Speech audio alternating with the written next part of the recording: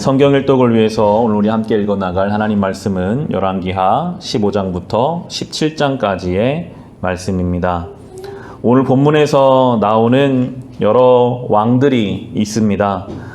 그 왕들은 하나같이 악한 길을 떠나지 못하고 여전히 그 삶에 매여서 하나님 앞에 죄스러운 인생을 보내고 있는 왕들의 모습이 나오면서 하나님은 때로 어떤 왕을 병에 걸리게 치시기도 하고 어떤 왕은 그 신하에게 반역을 당해서 왕의 자리를 뺏기게도 하십니다. 15장 5절 말씀 보시면 그리하여 주님께서 왕을 치셨으므로 왕은 죽을 때까지 나병 환자가 되었고 격리된 궁에서 살았다.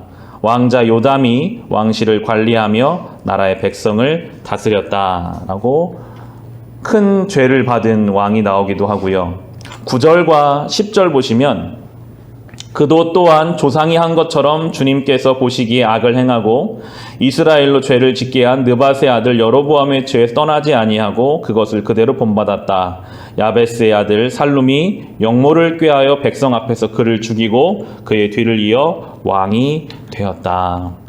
왕이 참 대단한 것 같으나 하나님이 치시면 질병에 걸려서 아무것도 못하게 되기도 하고 이스라엘이 거룩한 나라인 것 같으나 하나님을 떠나면 세상 나라와 전혀 다를 것이 없이 힘을 가지고 왕위를 뺏고 빼앗고 죽고 죽이는 모습을 우리는 보게 됩니다.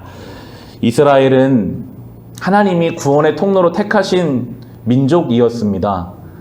하나님이 복을 주시고 은혜를 주신 것이 이스라엘이었는데 이 이스라엘의 모습이 이렇게 오히려 하나님 마음을 아프게 하는 것을 보면서 이 시대의 이스라엘이 교회거든요. 우리가 하나님이 선택한 구원의 통로입니다. 우리가 과연 하나님 앞에 어떠한 모습일지를 돌아보게 되더라고요.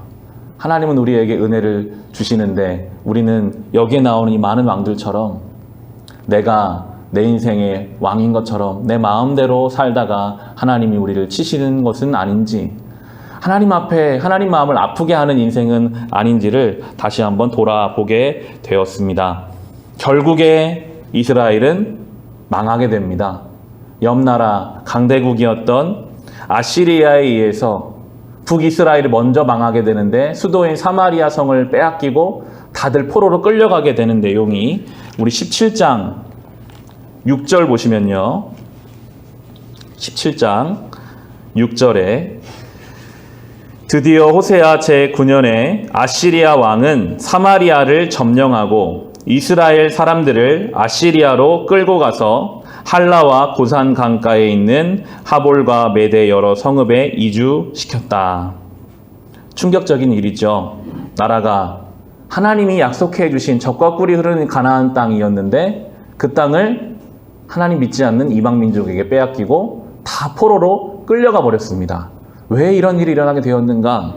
성경은 바로 그 이유를 설명합니다. 7절, 8절 보시면 이렇게 된 것은 이스라엘 자손이 자기들을 이집트 땅에서 이끌어내어 이집트의 왕 바로의 손아귀로부터 구원하여 주신 주 하나님을 거역하여 죄를 짓고 다른 신들을 섬겼기 때문이며 또 주님께서 이스라엘 자손의 면전에서 내쫓으신 이방 사람들의 관습과 이스라엘 역대 왕들의 잘못한 것을 그들이 그대로 따랐기 때문이다. 명확하게 설명하고 있습니다. 나라가 망한 것은 옆 나라가 강해서도 아니고 정치를 잘못해서도 아니고 하나님 앞에 제대로 살지 못했기 때문이라고 분명하게 그 이유를 우리에게 설명하고 있습니다. 하나님은 계속해서 이스라엘 돌아오기를 원하셨거든요. 13절, 14절 보시면요. 하나 넘기셔 13, 14절 보시면 그런 죄 가운데 있는 이스라엘을 향해서 하나님은 끊임없이 예언자들을 보내셨습니다. 그런데도 주님께서는 이스라엘과 유다의 여러 예언자와 선견자를 보내어서 충고하셨다. 너희는 너희의 그 악한 길에서부터 돌아서서 내가 너희 조상에게 명하고 또 나의 종 예언자들을 시켜 내가 너희에게 준 그 모든 율법에 따라 나의 명령과 나의 율례를 지켜라. 그러나 그들은 끝내 듣지 아니하였고 주님이신 그들의 하나님께 신실하지 못하였던 그들의 조상처럼 완고하였다. 그리고 주님의 율례와 주님께서 그들의 조상과 세우신 언약과 그들에게 주신 경고의 말씀을 거절하고 헛된 것을 따라가며 그 헛된 것에 미혹되었으며 주님께서 본받지 말라고 명하신 이웃 나라들을 본받았다. 나라가 망한 이유는 명확했습니다. 하나님 말씀을 따르지 않고 헛된 것을 따라가고 헛된 것에 미혹되었을 때 결국 이스라엘은 완전히 망하게 되었습니다. 이 열왕기하는 이제 그렇게 포로기에 가서 많은 사람들이 서로 물을 수밖에 없었어요. 왜 우리가 이렇게 되었는가? 우리는 하나님 은혜 받은 백성인데 왜 우리는 이렇게 포로로 끌려왔는가? 결론이 이렇게 나오게 되는 것이죠. 아, 우리가 하나님을 떠나 살았구나. 하나님이 그렇게 많은 예언자들을 보내주셨는데 우리는 듣지 않고 미혹된 것, 헛된 것을 따라갔구나 하는 자성하는 목소리들이 참 안타깝게도 망하고 나서부터 일어나기 시작했습니다. 하나님께서는 이스라엘을 사랑하셨기 때문에 나라를 망하게 해서라도 돌아올 계획을 세우셨던 것입니다. 우리가 앞으로 살펴보겠지만 결국 나라는 망했으나 70년이 지나 다시 돌아오게 하시거든요. 완전히 망했을 때 그때 가서 다시 하나님께 돌아오는 은혜가 또한 허락되고 있습니다. 나라가 망한 것이 저주가 아니라 하나님께 돌아오지 못하는 것이 더 큰 저주임을 우리에게 말씀합니다.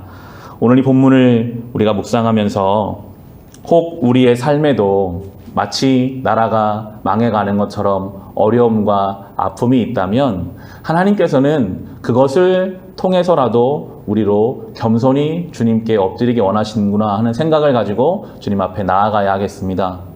반대로 아무런 문제가 없고 평안하게 내가 하고 싶은 대로 일이 다 잘 되고 내 뜻대로 된다고 한다면 더욱더 깨어서 하나님 앞에 이 은혜의 때를 어떻게 붙잡고 살아갈 수 있을까? 늘 주님 앞에 깨어 있어야 하겠습니다.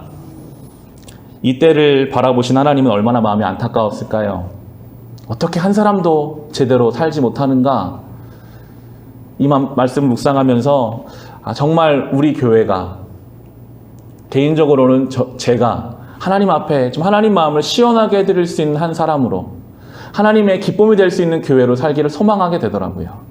우리가 그러한 성도가 되기를 소망합니다. 우리의 삶은 하나님 기쁨이 되고 우리의 교회로, 우리의 믿음으로, 우리의 삶으로 하나님께 영광 돌릴 수 있는 하나님의 기쁨 되는 영광스러운 성도의 삶을 살아갈 수 있으시기를 주님의 이름으로 축원합니다.